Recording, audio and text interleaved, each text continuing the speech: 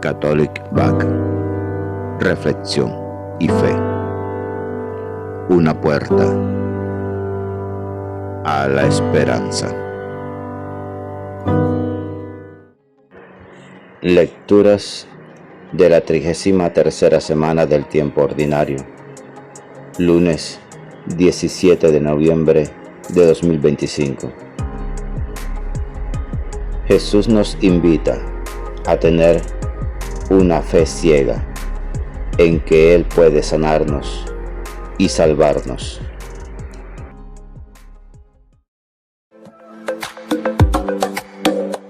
Gracias por suscribirte. Y por favor, comenta el Evangelio. Del primer libro de los Macabeos, capítulo 1. En aquellos días brotó un vástago perverso, Antíoco Epifanes, hijo del rey Antíoco.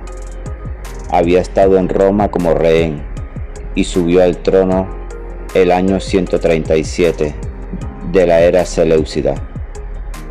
Pero entonces hubo unos israelitas apóstatas que convencieron a muchos.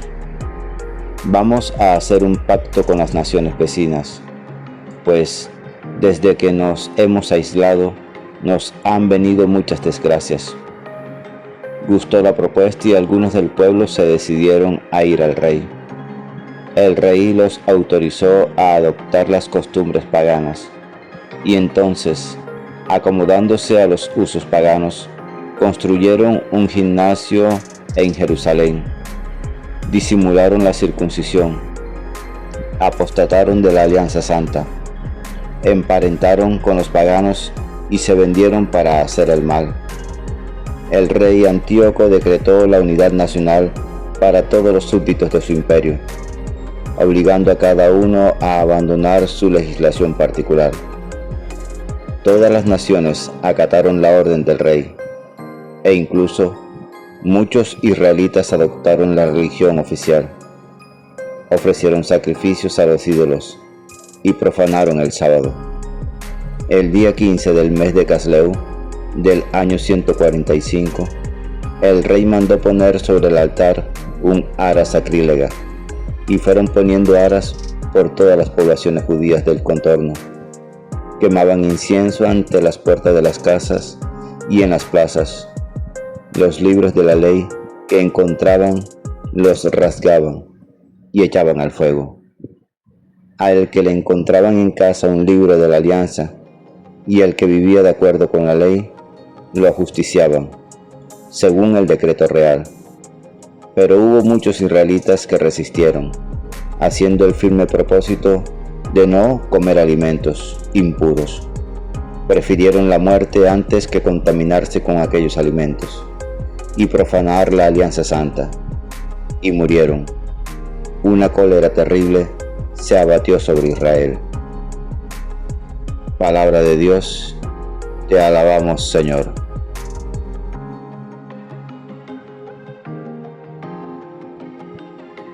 Salmo 118. Dame vida, Señor, para que observe tus decretos. Sentí indignación ante los malvados que abandonan tu voluntad. Los lazos de los malvados me envuelven, pero no olvido tu voluntad. Líbrame de la opresión de los hombres, y guardaré tus decretos. Ya se acercan mis inicuos perseguidores, están lejos de tu voluntad. La justicia está lejos de los malvados, que no buscan tus leyes. Viendo a los renegados sentí asco, porque no guardan tus mandatos. Dame vida, Señor, para que observe tus decretos.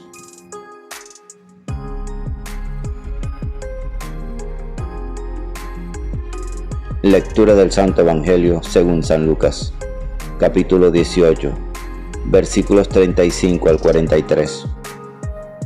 Por la señal de la Santa Cruz, de nuestros enemigos, líbranos, Señor Dios nuestro. En el nombre del Padre, del Hijo y del Espíritu Santo. Amén. En aquel tiempo, cuando se acercaba Jesús a Jericó, había un ciego sentado al borde del camino pidiendo limosna. Al oír que pasaba gente, preguntaba qué era aquello, y le explicaron: pasa Jesús Nazareno. Entonces gritó: Jesús, hijo de David, ten compasión de mí. Los que iban delante le regañaban para que se callara, pero él gritaba más fuerte: Hijo de David, ten compasión de mí. Jesús se paró, mandó que se lo trajeran. Cuando estuvo cerca le preguntó: ¿qué quieres que haga por ti? Él dijo: Señor, que vea otra vez. Jesús le contestó: recobra la vista, tu fe te ha curado. Enseguida recobró la vista y lo siguió glorificando a Dios. Y todo el pueblo, al ver esto, alababa a Dios. Palabra del Señor. Gloria a ti, Señor Jesús. Ven, Espíritu Santo, llena los corazones de tus fieles y enciende en ellos el fuego de tu amor.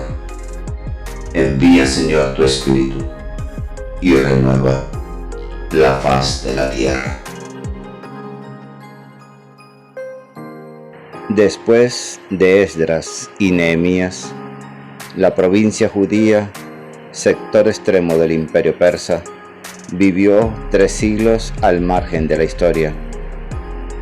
Los de mayor iniciativa se dedicaron al comercio y salieron de su país para establecerse en todos los centros urbanos, alrededor del mar Mediterráneo.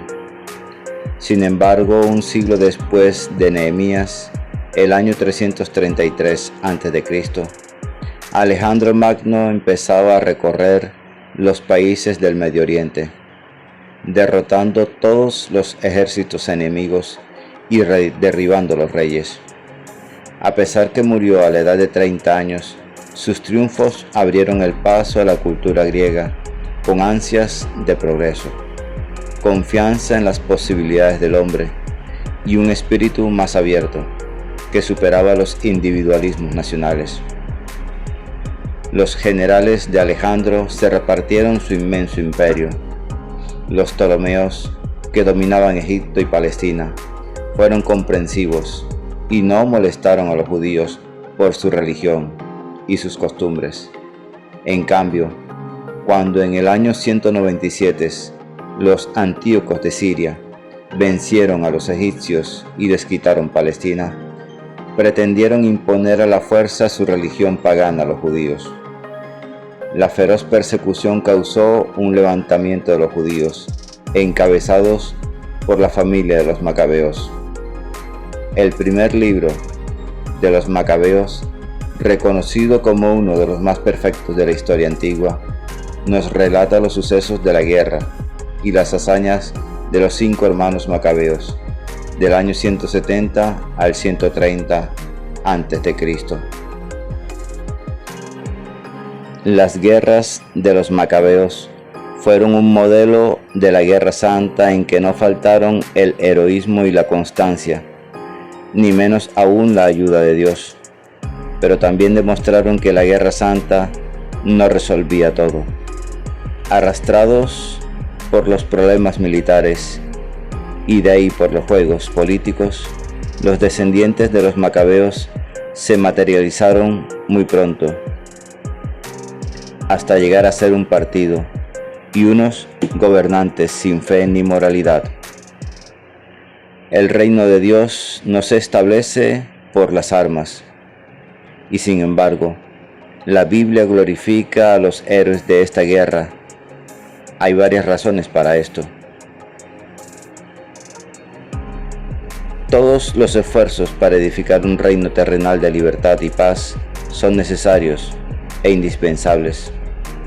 El cristianismo, que no se compromete en el proceso de un cambio social por una sociedad más justa, queda al margen de la salvación eterna. Sin embargo, el reino de justicia perfecta no se realizará en la tierra, si bien es cierto, se prepara en ella. El mejor apoyo no le llega a un país de sus aliados, llámense romanos o con cualquier otro nombre, sino de la voluntad que el pueblo tiene de superarse. El libro de los Macabeos nos muestra a un pueblo que quiere vivir y considera su fe más preciosa que su existencia.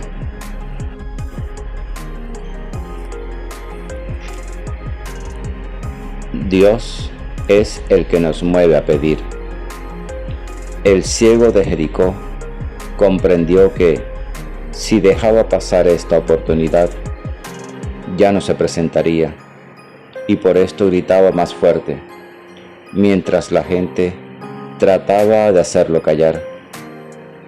Él, en su ciega inteligencia, prefirió hacerse de sordo y no escuchar a aquellos que de manera negativa le decían lo contrario a lo que él quería.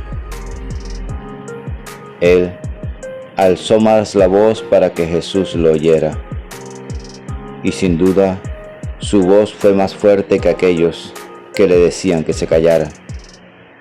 Y Jesús escuchó su voz, comprendió lo que necesitaba, y sin embargo aún así le pregunta qué quería que hiciera por él, no porque no lo supiera, sino para que, en su fe, el ciego reafirmara con su palabra lo que quería recibir del Salvador.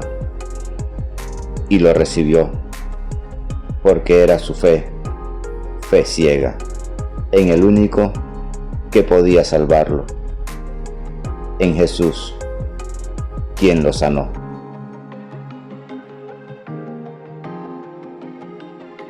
Señor, sana mi corazón de toda herida, recuerdo, frustración que me tenga atado al dolor, a la enfermedad.